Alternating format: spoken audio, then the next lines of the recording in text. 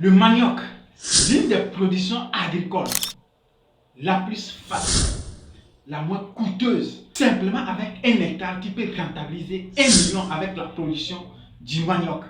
Laissez-moi vérifier les calculs de mon technicien pour être bien précis. Pour produire exactement 1 hectare de maïs ici au Togo à l'heure actuelle, il te faut dépenser pratiquement 200 000 francs CFA au minimum. Pour produire 1 hectare du soja, il te faut dépenser au minimum 150 000 francs CFA ici au Togo. Tout ceci avec une rentabilité au maximum 500 000 francs si tu as tout réussi les étapes.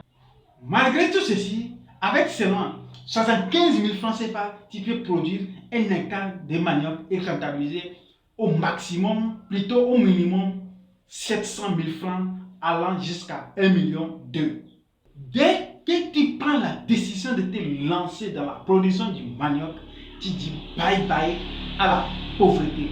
Parce qu'aucune personne ne peut me dire qu'elle ne consomme pas les dérivés du manioc. À tel point que l'un de mes mentors, Bertin Tiofo, s'est lancé dans la transformation du manioc en farine de manioc pour substituer aux farines du blé. Aujourd'hui, nous allons parler du manioc. Derrière ce manioc se cache le fameux menu la tchéké, le plus consommé en Côte d'Ivoire.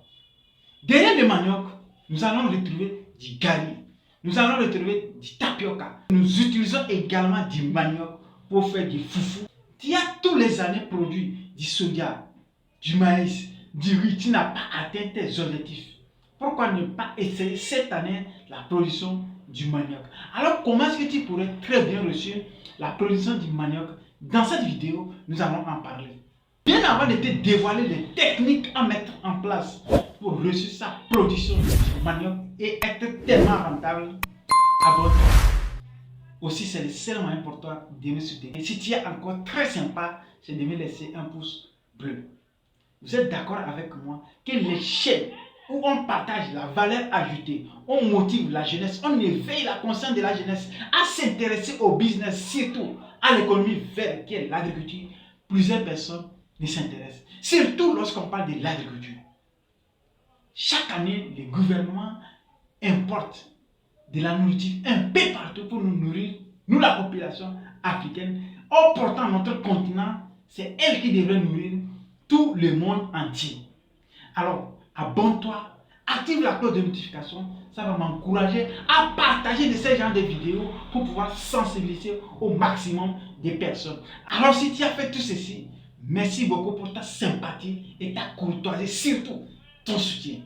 Pour produire du manioc, il y a 3 possibilités. La troisième possibilité, qui est la moins rentable, c'est d'envoyer un tracteur qui va labourer. Ensuite, il va aller mettre les tiges du manioc pour espérer faire une récolte. Vous devrez savoir que le manioc, c'est en fait comme des lignes. Lorsque tu laboures et que tu mets les tiges du manioc, en fait, tu ne pourrais pas avoir de grosses tubercules. La deuxième possibilité de production qui n'est pas si rentable que ça aussi, c'est en fait de labourer en faisant les lignes. Lorsque tu fais également des lignes, tu ne peux pas avoir la bonne rentabilité. La meilleure possibilité, la meilleure option, c'est la première. Celle de faire les buts comme on faisait au village. Et sur les buts, tu peux mettre 2 tiges à 3 tiges. Puisque c'est une petite butte, tu vas voir que les tubercules vont descendre, grossir et longues. En ce moment, je peux te rassurer que ta production est garantie. Tu vas réussir ta production. Jusqu'ici, si tu es d'accord avec moi que c'est sur les buts qu'il faudrait normalement mettre du manioc, à présent, passons à une autre étape qui est le fait de mettre les tiges du manioc. Plusieurs personnes, ils coupent les tiges du manioc, ils prennent un à un et ils mettent. En fait, c'est la mauvaise manière. Parfois, tu vas te retrouver à mettre la tige du manioc dans le sens inverse.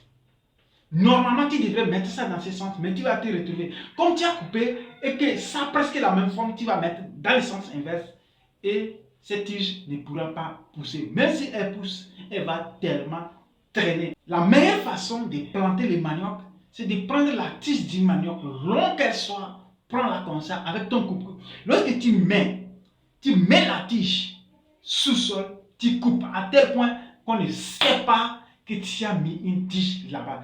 Ceci empêche également au soleil de pouvoir taper directement sur la partie blessée du manioc ou bien de la partie blessée du tige du manioc et ensuite.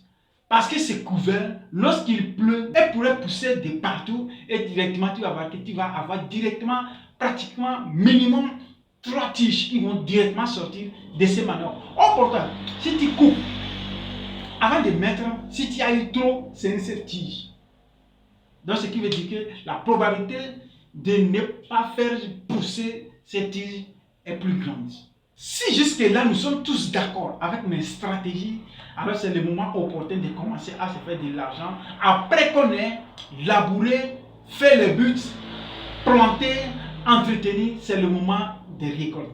Tu sais, pour être honnête avec toi, aucune personne ne peut produire du manioc, prendre les tubercules, aller vendre et être rentable. Pour être rentable au niveau de la production du manioc, c'est d'apporter une valeur ajoutée. Nous savons tous que tous les producteurs sont pauvres parce qu'ils ne transforment pas leur production, parce qu'ils n'apportent pas la valeur ajoutée. Et ce sont des personnes qui apportent de la valeur ajoutée qui gagnent de l'argent. En Afrique ici, nous avons comme culture de nous vanter de nos matières premières, du cobalt, de l'or, du diamant, tous les nécessaires que nous avons comme matières premières. Mais nous ne sommes jamais riches. Pourquoi? Nous ne transformons pas, nous n'apportons pas les valeurs ajoutées. Je te mets au défi, il n'y a aucun agriculteur qui produit simplement, qui est riche. Aucun. Aucun. Toutes les personnes que nous disons que ce sont des agriculteurs au Brésil, en Inde, aux États-Unis qui gagnent de l'argent, en fait, après la production, ils transforment en même temps et ils nous envoient ceci en Afrique. C'est tout, c'est la meilleure stratégie.